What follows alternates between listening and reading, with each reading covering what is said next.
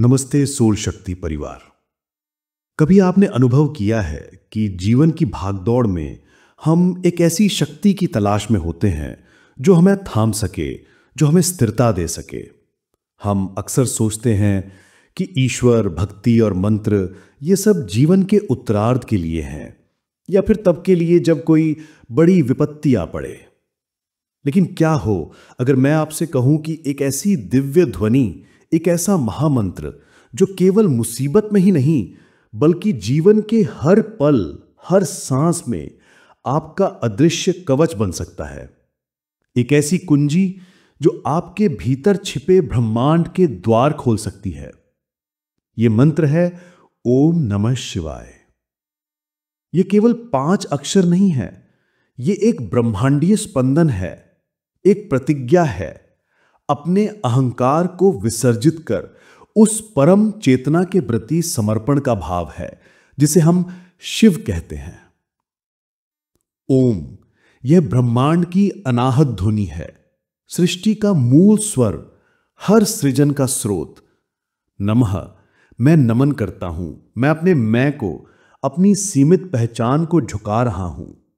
शिवाय उस परम कल्याणकारी मंगलमय शिव तत्व के प्रति जो संहारक भी है और उद्धारक भी। जब आप इन शब्दों का उच्चारण करते हैं तो आप केवल एक नाम नहीं जप रहे होते, आप अपने भीतर की हर नकारात्मकता का अंधकार मिटाकर अपने चारों ओर सकारात्मक ऊर्जा का एक अभेद्य कवच बना रहे होते हैं। अब प्रश्न उठता है कि चलते फिरते जाप क्यों? निश्चित रूप से पूजा और ध्यान के लिए एक विशेष समय निकालना आवश्यक है, वो आत्मा का भोजन है। लेकिन दिन के बाकी 23 घंटों का क्या हम उन घंटों में परमात्मा से विमुख रह सकते हैं? परमहंस योगानंद जी सिखाते थे कि ईश्वर को केवल मंदिर में नहीं बल्कि अपने जीवन के हर कार्य में खोजना ही सच्ची साधना है। चलते फिरते जाप इसी शिक्षा का व्यावहारिक रूप है। कल्पना कीजिए आपका मन एक स्मार्टफोन की तरह है। जब आप उसे खाली छोड़ देते हैं तो उसमें चिंता, क्रोध, ईर्ष्या और लालच के व्यर्थ नोटिफिकेशंस आने लगते हैं। लेकिन जब आप ओम नमः शिवाय को अपने मन का बैकग्राउंड ऐप बना लेते हैं तो यह निरंतर चलता रहता है। यह आपके अवचेतन मन को शुद्ध करता है, आपकी सोच को बदलता है, आपके कर्मों को दिशा देता है और अंततः आपके भाग्य को रूपांतरित कर देता है। आप बाजार जा रहे हों, कार्यालय में काम कर रहे हों, यात्रा कर रहे हों या घर का कोई साधारण काम ही क्यों ना कर रहे हों, जब मन में यह मंत्र गूंजता रहता है तो आप कभी अकेले नहीं होते, आप शिव के साथ होते हैं। यह सिर्फ एक धार्मिक आदत नहीं, यह 24 घंटे की एक जीवंत चलती फिरती ध्यान साधना है। मुझे अपने गांव की एक वृद्ध महिला गौरी अम्मा की याद आती है। वो ना तो बहुत पढ़ी लिखी थी, ना ही धनी, लेकिन उनके चेहरे पर एक ऐसी अलौकिक शांति थी जो बड़े बड़े ज्ञानियों में भी दुर्लभ थी। वो चाहे कुएं से पानी खींच रही हों, खेत में काम कर रही हों या रोटी बना रही हों, उनके होंठ निरंतर ओम नमः शिवाय जपते रहते थे। गांव वाले कहते थे कि अगर मन बहुत अशांत हो तो बस गौरी अम्मा के पास जाकर बैठ आओ। और सचमुच उनके सानिध्य में बैठते ही एक अद्भुत सुकून मिलता था। यह कोई चमत्कार नहीं था, यह उस सकारात्मक ऊर्जा और दिव्य स्पंदन का प्रभाव था जो उनके निरंतर जाप से उनके आभा मंडल में बस गया था। जब आप चलते फिरते जाप करते हैं तो आप अपने चारों ओर एक ऐसा ही ऊर्जा क्षेत्र बना लेते हैं जो न केवल आपकी रक्षा करता है बल्कि आपके संपर्क में आने वालों को भी शांति प्रदान करता है। यह केवल आस्था नहीं, इसके पीछे गहरा विज्ञान है। जब आप ओम का उच्चारण करते हैं तो आपके शरीर में एक विशेष प्रकार का कंपन उत्पन्न होता है जो आपके तंत्र का तंत्र अर्थात नर्वस सिस्टम को शांत करता है, हृदय गति को संतुलित करता है और मस्तिष्क में सकारात्मक हार्मोन्स को सक्रिय करता है। और नमः शिवाय का जाप आपके अहंकार को गलाता है और आपको उस अनंत ऊर्जा से जोड़ता है जो सृष्टि का आधार है। यह मंत्र आपकी किस्मत कैसे बदलता है? जब आपकी सोच बदलती है तो आपके निर्णय बदलते हैं।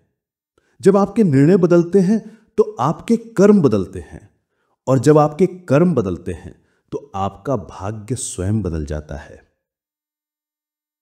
यह मंत्र आपके कर्मों के बीज को शुद्ध करता है। यह आपको उन परिस्थितियों और लोगों की ओर आकर्षित करता है जो आपकी आध्यात्मिक उन्नति में सहायक होते हैं। धीरे धीरे आप पाएंगे कि जीवन की बाधाएं पिघल रही हैं और सफलता के नए मार्ग खुल रहे हैं। महाभारत में जब अर्जुन युद्ध से पहले मोह और निराशा से घिर गए थे, तब भगवान श्री कृष्ण ने उन्हें शक्ति प्राप्त करने के लिए तपस्या का मार्ग दिखाया। अर्जुन ने हिमालय जाकर भगवान शिव की कठोर तपस्या की, और उनका शस्त्र था यही पंचाक्षरी मंत्र, ओम नमः शिवाय। उनकी भक्ति से प्रसन्न होकर भगवान शिव ने उन्हें पाशुपत अस्त्र प्रदान किया, जिसने धर्म की विजय सुनिश्चित की। यह कथा हमें सिखाती है कि यह मंत्र केवल आध्यात्मिक शांति ही नहीं, बल्कि सांसारिक चुनौतियों पर विजय पाने की आंतरिक शक्ति भी प्रदान करता है। परंतु इस मंत्र का जाप केवल कुछ पाने के लिए नहीं है। इसका गहरा अर्थ है शिव के गुणों को अपने भीतर उतारना। जब समुद्र मंथन से हालाहल विष निकला जो पूरी सृष्टि को नष्ट कर सकता था, तब सभी देवता और असुर भयभीत हो गए। उस महाविनाश को केवल महादेव ही रोक सकते थे। उन्होंने बिना एक क्षण सोचे जगत के कल्याण के लिए उस पूरे विष को पी लिया और उसे अपने कंठ में धारण कर लिया। वे नीलकंठ कहलाए। जब हम ओम नमः शिवाय का जाप करते हैं तो हम केवल शिव से प्रार्थना नहीं कर रहे होते, हम स्वयं को यह याद दिला रहे हैं कि हमें भी अपने जीवन के विष, क्रोध, घृणा, भय और दुख को पीना है और उसे करुणा, धैर्य और प्रेम में रूपांतरित करना है। यह मंत्र हमें दूसरों की भलाई के लिए निस्वार्थ कर्म करने की प्रेरणा देता है। इस दिव्य आदत को जीवन में उतारना बहुत सरल है। सांसों से जोड़ें। सांस अंदर लेते हुए मन में सोचें ओम नमः, और सांस बाहर छोड़ते हुए शिवाय। कुछ ही समय में यह आपकी सांसों की तरह सहज हो जाएगा। ट्रिगर बनाएं। दिन के कुछ निश्चित कार्यों के साथ इसे जोड़ दें। जैसे जब भी पानी पिएंगे एक बार जपेंगे, सीढ़ियां चढ़ते हुए जपेंगे, मोबाइल का लॉक खोलते हुए जपेंगे।